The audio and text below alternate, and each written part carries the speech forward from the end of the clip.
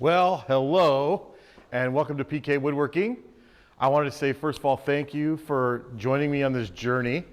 This is episode 3, and it should be a quicker episode than the last 2, because there's just not much that has gone on, that shows. So, anyways, I just wanted to say it's a little windy outside, so if you can hear that, I apologize. It's just the day that I've got. So, as you can see, the roof has been sheathed. I'll take another shot outside a little bit later, so that's done. And then a lot of the outside work from the drain perspective, some water stuff, and then a significant amount of work that was done to the foundation that I'll show you here in just a second. But before then, I just wanted to tell you what's going to go on this week. So, and this week we should have windows, doors installed. We should be getting a lot of plumbing accomplished. They're going to punch through the ceiling with all the vents. And then I'm going to show you in a second, we have 5 pallets of lightweight concrete tile that's going to go on the roof this week also, I'm told. Hopefully they're going to be wrapping the outside with lath to be able to get ready for stucco too. So let me show you some outside pictures. I wanted to give you a slightly different view this time than I've given before, but as you can see, we're sheathed on the roof and ready for the roof. And then I'll have to tilt down here in a second, but I will, to show you they finished the front of the drainage kind of situation, and I'll show you the other side really quickly. Just a couple of snapshots. Okay, so quick snapshot of the drains. They're a little covered up here, but they're all the way finished all the way back. Okay, and then from the back to the front, you can see all the drains here set up and ready to go for when he pours concrete back here along the side. This is the 5 pallets of concrete tile that's going to go up on the roof, as you can see right behind us.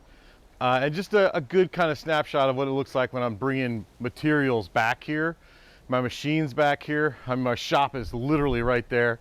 My current shop's literally right there. So just that kind of view you may not have ever seen before. This may be incredibly repetitious. Timeline perspective, we are slightly off what we expected the timeline to be, just because there was kind of a challenge that happened with some of the bolts that were set in the concrete. I'd say it's not anybody's fault completely, but the contractor owned it and did the work, and it was a lot of work. Had to excavate underneath, drill through 27 inches of footing, put in extra bolts, all kinds of crazy stuff, and pour another 3 yards of concrete underneath that.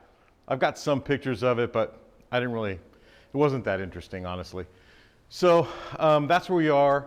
Probably should be at this point getting really close to wrapped up. I think that probably pushed us back maybe 7 days or something like that. So I think he's still gonna miss it slightly, but he's doing a really good job, and I'd rather have quality work and miss a deadline by a week or 2 than to hit a deadline with not quality work. So far, the city is incredibly happy with what's going on, so I want to keep it that way.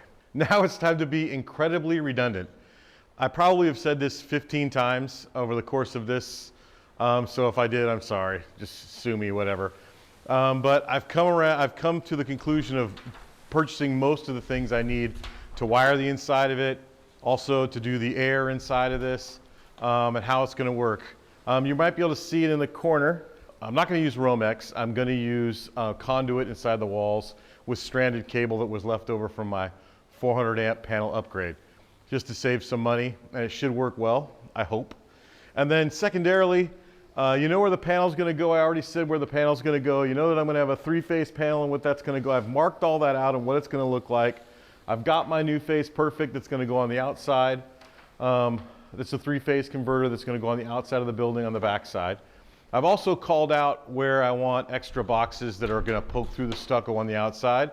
So the contractor already knows, and he's ready to tackle that when he needs to tackle it. There's also going to be some things that I think he needs to install automatically to make this thing pass, which is going to be some lighting inside here, extra that I really don't need. But that will accommodate some things for me, because he's going to have to put a switch, all those kind of things that will make it good for me, so that I can easily just tag into what he's doing for my LED lights.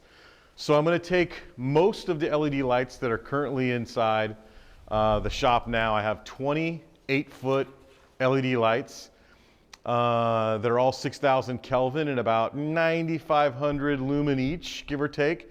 And I'm gonna move those to here, and I'm gonna add another 24. Actually, I think I'm gonna leave 4 in that shop. Anyway, there's gonna be close to 40 of those lights up here. Multiple circuits, so it doesn't have to look like the sun in here all the time. Secondarily, all the air that's gonna be in here. I ran rapid air last time in my shop, and I really, really liked it. So I'm gonna take most of it down. I'm not gonna pull it all out of the walls because that's just a lot of work, but I'm gonna use some of the fittings that are going to be easily attached or taken away, I guess, from what's in the wall already to here. I'm going to have to add a few more onto that because the shop's bigger and I want air in more different places. I have a California Air Tools 4 horsepower automatic drain air compressor that's pretty quiet unless it's draining. That's pretty loud. I may have to build a cabinet around it. I don't know. We'll see what that looks like, but that'll be in the corner over here. And then I got a lot of AV that's gonna go up. I'm gonna have a network little box over here that accepts the Cat 6s that I'm running from the main building into the shop. And then all my AV cabinet will be in the back corner. So there's gonna be runs for that. Lots of speakers in here that I'm gonna have to run cable for and all that kind of stuff. So I've been purchasing all that stuff and trying to get it all together so that as soon as the building gets turned over to me that I can really run with this and get this accomplished.